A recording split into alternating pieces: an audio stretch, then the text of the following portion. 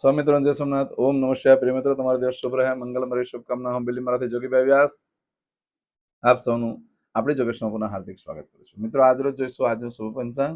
આ તારીખ છે 13/3/2026 ને શુક્રવાર. આગણવત દસમ તિથિ છે. આજે દસમની વૃદ્ધિ તિથિ છે. આજે જે બાળકનો જન્મ થાય છે એની તિથિ ગણાય છે નોમ. પણ આ નોમ જે છે આજે સવારે 6:30 પૂર્ણ થઈ જાય છે. ત્યાર પછી જે બાળકનો જન્મ થાય એની દસમ તિથિ ગણાશે. આજે જે બાળકનો જન્મ થાય છે નક્ષત્ર ગણાય છે પૂર્વષાઢા. આ પૂર્વષાઢા નક્ષત્ર આજે મળસ્કે 44 શરૂ થાય છે.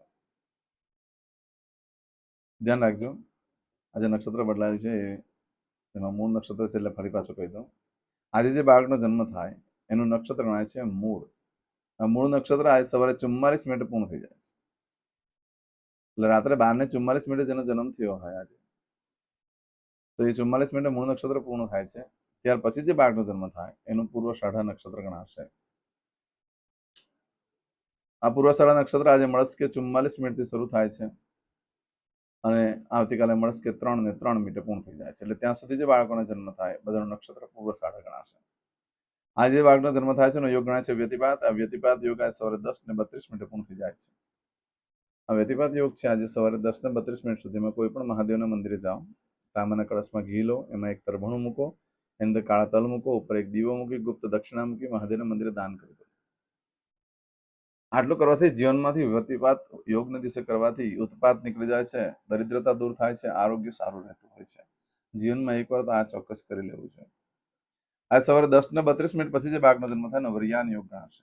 આજે બાળકનો જન્મ થાય છે એનું કરણ ગણાય છે ગરકરણ. આજે સવારે 6:30 પૂર્ણ થઈ જાય અને ત્યાર પછી જે બાળકનો જન્મ થાય વણિજ કરણ ગણાશે. આજે જે બાળકનો જન્મ થાય છે એની રાશિ ગણાય છે ધન.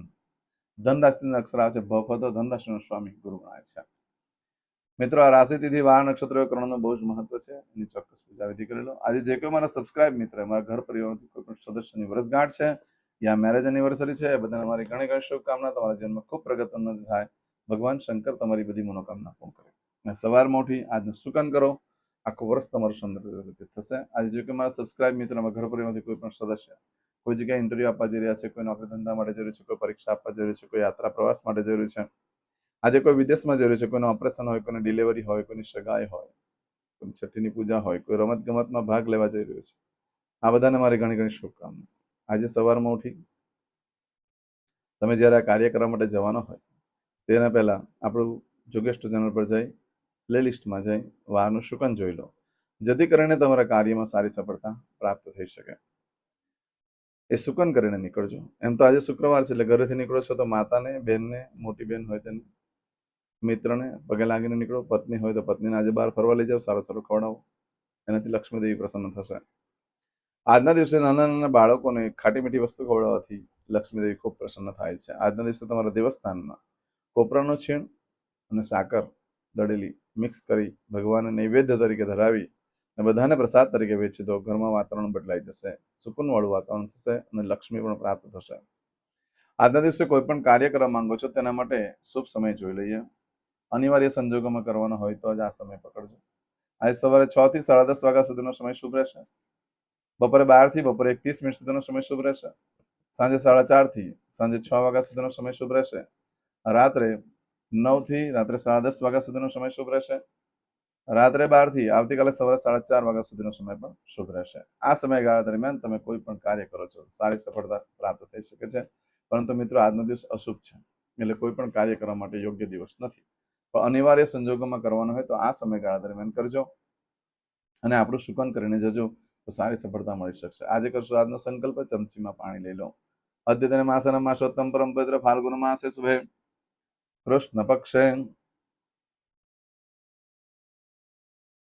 દશમ્યાયામ ભૃગુવાસન વિત્તાયામ પૂજાનો વિડીયો પતે એટલે મને કોમેન્ટ્સમાં જય સોમનાથ કે તમે જે ભગવાનની ઉપાસના આરાધના કરતા છો નામ લખીને મોકલાવો. હું તમને ભગવાનની પ્રાર્થના કરીને તમને લાઈક કરી દઈશ. હવે દરેક જણા પોતાનું સાચું નામ બોલી દો. તમારું ગોત્ર ખબર હોય તો ગોત્ર બોલી દેવાનું.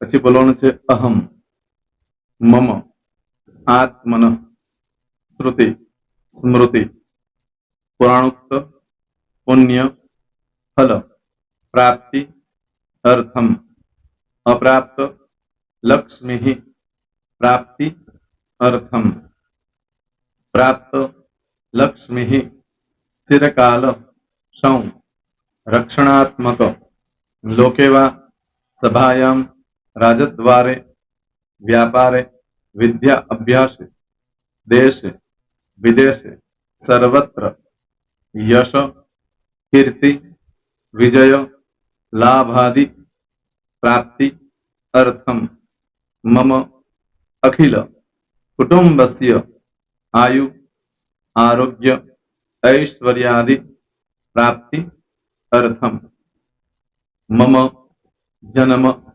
समय तथा च विप्र वृंदानां जन्म समय जन्म कुंडली मध्ये स्थित ग्रहः गोचर ग्रहः महादशा अंतर्दशा प्रत्यंतर्दशा तथा च योग युति दृष्टि मध्ये शुभफल प्राप्ति अर्थम भय रोग शत्रु बाधा दोष मारण तारण मंत्र तंत्र अरिष्ट दोष पीड़ा निवृत्ति अर्थम भूत प्रेत पिशाचादि द्वारा रचित अरिष्ट दोष निवृत्ति अर्थम मम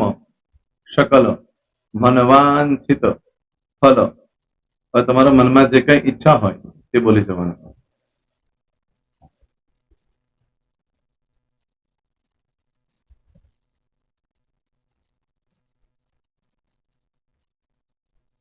बोलવાનું अनुसारत सकल मनवांछित फल प्राप्ति अर्थम હવે જે બરકતની પૂજા વાળા છે એ લોકો તો આ બધું બોલવાનું જ હોય છે એ લોકો માટે કોઈ સ્પેશિયલ નથી પણ જે લોકોએ હવે જે કહું છું તે લોકોએ જ બોલવાનું જેના લગ્ન થઈ ગયા હોય એ લોકોએ બોલવાનું છે મમ દાંપત્ય જીવન મધ્યે સુખાકારી પ્રાપ્તિ અર્થમ પુત્ર પૌત્રાદि સંતતિ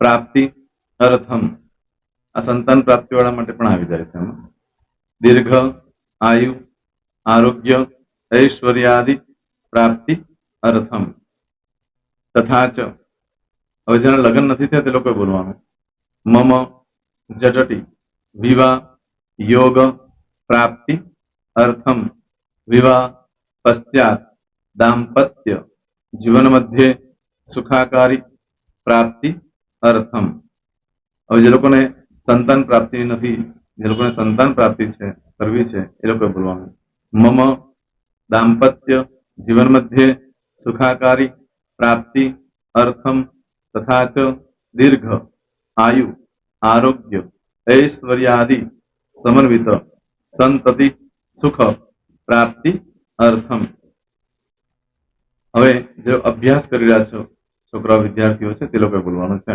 મમ વિદ્યા અભ્યાસ મધ્યે ઉત્તરો ઉત્તર પ્રગતિ ઉન્નતિ સાનુકૂળતા પૂર્વક દિવ્ય સફળતા પ્રાપ્તિ અર્થમ હવે જે લોકો વિદેશમાં જવા માંગતા હોય કે સીટમાં જવા માંગતા હોય મતલબ ભારત દેશની બહાર જઈને ધંધો વેપાર કરવા માંગતા હોય એ લોકોએ અથવા વિદેશ જવા માંગતા હોય કાયમ માટે એ લોકોએ બોલવાનું છે મમ જટટી विदेश गमन योग प्राप्ति अर्थम विदेश गमन कार्य मध्य सानुकूलता पूर्वक दिव्य सफलता प्राप्ति अर्थम आरोग्य वाला बोलવાનું છે જેને આરોગ્યની પૂજા આપેલી હોય એ લોકોને એમ તો દરેક જણા જ બોલવાનું બોલો મમ આયુ આરોગ્ય ऐश्वर्यादि प्राप्ति अर्थम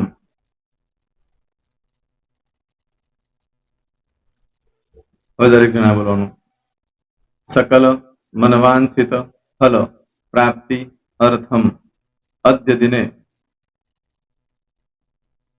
प्रधान देवतानां नित्य दिन अनुसारतः पूजन अर्चन कर्मणि अहम करिष्ये पाणीवाળી થાળીમાં પાણી મૂકી દેવાનું છે હવે તમારી બધી પૂજા જે મેં આપેલી છે એ પૂજા થઈ જાય, અથવા તો તમે રોજ પૂજા કરતા છો, મારી પાસેથી નથી લઈ ગયા, એ પૂજા થઈ જાય પછી ફરી પાછી ચમચીમાં પાણી લેવાનું. અહીંયા વિડીયોને સ્ટોપ કરી દેવાનું. પૂજા પતે એટલે પાછું આગળનું કરવાનું છે. અહીંયા વિડીયો સ્ટોપ કરી દેવાનો અને પૂજા પતે એટલે બોલવાનું છે વિષ્ણવે વિષ્ણવે વિષ્ણવે નમો નમઃ. વિષ્ણુ સ્મરણા સર્વમ પરિપૂર્ણ અસ્તુ. એતાની ગંધ પુષ્પ ધૂપ દીપ નૈવેદ્ય તાંબૂલ પ્રદક્ષિણા સહિત પ્રણુ મમ સકલ મનવાંછિત ફલ પ્રાપ્તિ અર્થમ પૂજન અર્ચન પ્રિયતાન નમમ. પાણી મૂકી દેવાનું, પાછું પાણી લેવાનું. પૂજન અર્ચન બ્રહ્માર્પણમસ્તુ. નીચે જમીન પર પાણી મૂકો, એમાં આંગળી ઘસી કપાળમાં તિલક કરી દો. કપાળમાં જમીન પર પાણી મૂક્યું છે એમાં. ત્યાર પછી ભગવાનને કહેવાનું કે હે પ્રભુ, આજે પૂજા કરતા કોઈ પણ પ્રકારની ભૂલચૂક થઈ ગઈ હોય તો અમને ક્ષમા કરજો. અમે તમારા બાળક છીએ. પ્રભુ, તમારો ખૂબ આભાર માનું છું. આજે મારી પાસે તમારી પૂજા કરાવી, મારી મનોકામના પૂર્ણ કરી. પ્રાર્થના કરી દો. જગ્યા પરથી ઉભા થઈ શ્રીનારાયણ ભગવાનને પાણી ચડાવી દો અને નિત્ય કર્મ જે કરતા હોય તે કરો. જય સ્વામિનારાયણ. તમારો દિવસ શુભ રહે. તમે અને તમારો પરિવાર સુખી રહે, સંપન્ન રહે, સુરક્ષિત રહે, એ ભગવાન સોમનાથ દાદાને પ્રાર્થના. તો મિત્રો, તમે મારા વિડીયોને લાઈક ના આપી હોય તો સૌથી પહેલા લાઈક આપી દો. અને ત્યાર પછી જો તમે મારી આ ચેનલ સબસ્ક્રાઇબ ન કરી હોય તો સૌથી પહેલા સબસ્ક્રાઇબ કરી લો અને બેલ આઇકોન ઓલ પર ક્લિક કરવાનું ભૂલશો નહીં, જેથી કરીને સૌથી પહેલા નવી વિડીયો જે કંઈ મૂકું એ તમને મળે. મિત્રો, કંઈ પણ મૂંઝવણ હોય તો મને આ નંબર પર તમે ફોન કરીને પૂછી શકો છો. મારો મોબાઈલ નંબર છે 9825546459. મિત્રો, કોમેન્ટ્સમાં જય સોમનાથ લખવાનું ભૂલશો નહીં. ફરી પાછા નવા વિડીયો સાથે મળીએ. ત્યાં સુધી સૌને જય સોમનાથ.